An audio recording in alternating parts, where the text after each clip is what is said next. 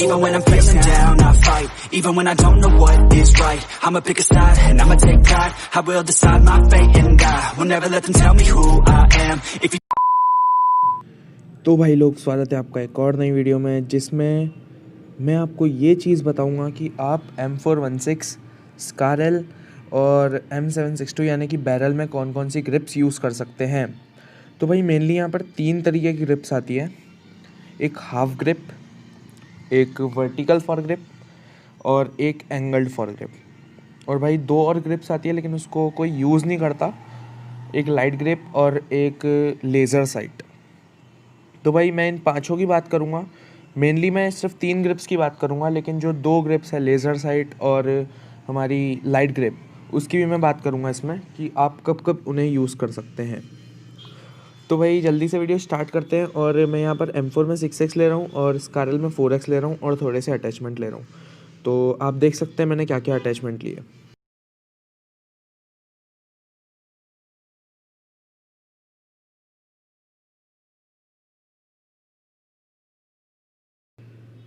तो भाई यहाँ पर मैं M4 के अंदर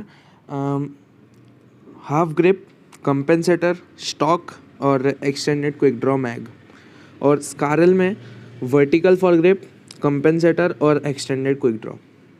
तो भाई अब हम देखते हैं कि स्प्रेस कैसे जाते हैं। तो भाई जो हमारा थंब ग्रिप होता है ना, थंब ग्रिप, भाई वो हमको 2 चीज़ में हेल्प करता है। एक हॉरिजॉन्टल रिकॉइल को थोड़ा कम करने के लिए। तो भाई रिकॉइल, सबसे पहले बात करते हैं रिकॉइल कितने टाइप्स के होते हैं। तो वो रिकॉइल 2 टाइप्स के होते हैं, एक हॉरिजॉन्टल और एक वर्टिकल। तो जो वर्टिकल होता है रिकॉइल, भाई वो होता है नीचे से ऊपर जाने वाला रिकॉइल। मतलब अगर अपन फायर करते हैं और ड्रैग नहीं करते तो वो जो ऊपर जाता है रिकॉइल, उसको कहते हैं वर्टिकल रिकॉइल। और जो हॉरिजॉन्टल रिकॉइल होता है वो राइट और लेफ़्ट जाने वाला होता है। तो जो वर्टिकल रिकॉइल होता है उसको तो हम एक्सपेक्ट कर सकते हैं कि हाँ वो तो सिर्फ नीचे से ऊपर ही जाएगा और कोई उसका चांस नहीं है और कहीं जाने का, है ना।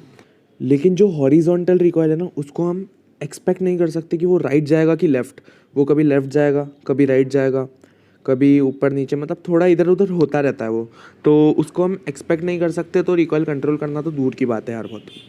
तो भाई उसको हमें अगर कम करना है तो हमको या तो फिर थंब ग्रिप चाहिए या तो फिर एंगल्ड फॉर ग्रिप चाहिए।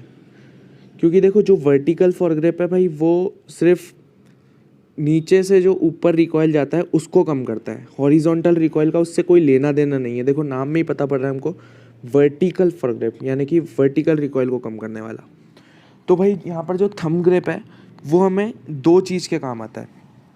एक टैप टैप जो हम सिंगल चलाते हैं, उसके इसकी रिकॉइल रिकवरी जो है वो बहुत अच्छी है।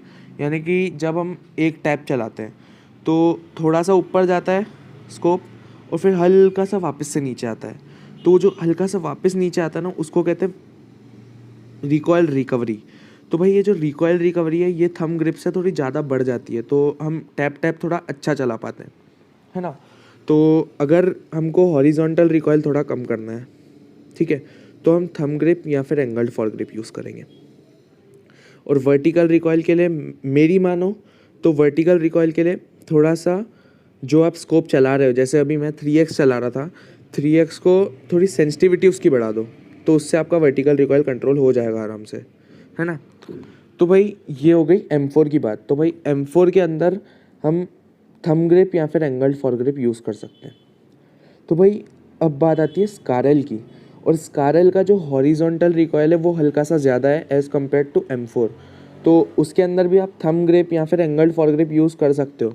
लेकिन अगर आप 4x, थोड़ा 4x वैसे इतना कोई स्प्रे करता नहीं है, लेकिन अगर आप 4x यूज़ कर रहे हो स्कारल में, तो मेरी बात मानो तो उसके अंदर आप वर्टिकल फॉर ग्रिप यूज़ करो, ताकि आपका जो वर्टिकल रिकॉइल है वो थोड़ा कम हो। क्योंकि जो स्कारल है उसका वर्टिकल रिकॉइल थोड़ा ज़्यादा है। तो भाई जो हमारा स्कारल है उसके अंदर आप वर्टिकल यूज़ करो, है ना। और जो हमारी M4 है उसमें आप थंब ग्रिप या फिर एंगल्ड फॉर ग्रिप यूज़ करो, मेरी बात मानो तो। तो भाई अब बात आती है हमारी M762 यानी कि बैरल की। तो भाई बैरल के लिए मैं आपको बताता हूँ। तो भाई जो M762 यानी कि जो हमारी बैरल है उसके अंदर मैं आपको 2 चीज़ें रिकमेंड करूँगा। पहली, वर्टिकल फॉरग्रिप और एक लेज़र साइट। तो भाई मैं लेज़र साइट क्यों बोल रहा हूँ भाई, क्यों बोल रहा हूँ मैं लेज़र साइट? क्योंकि लेज़र साइट जो है ना वो भाई बहुत काम की चीज़ है क्लोज रेंज में, ठीक है, क्लोज रेंज में।